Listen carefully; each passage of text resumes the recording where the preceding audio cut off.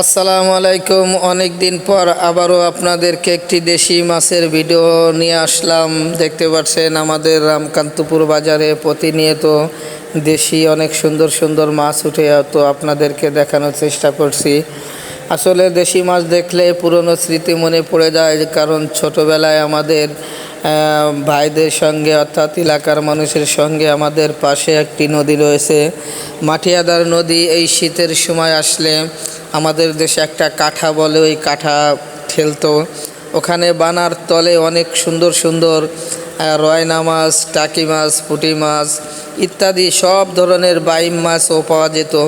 আমরা হাত দিয়ে ওইগুলো মাছ ধরতাম, কিন্তু এখন সেই ধরনের মাছ আছে কিন্তু সেই কাঠা নেই। কাঠার মতো কাঠা ঠেলে সেইভাবে মাছ আর মারা হয় না।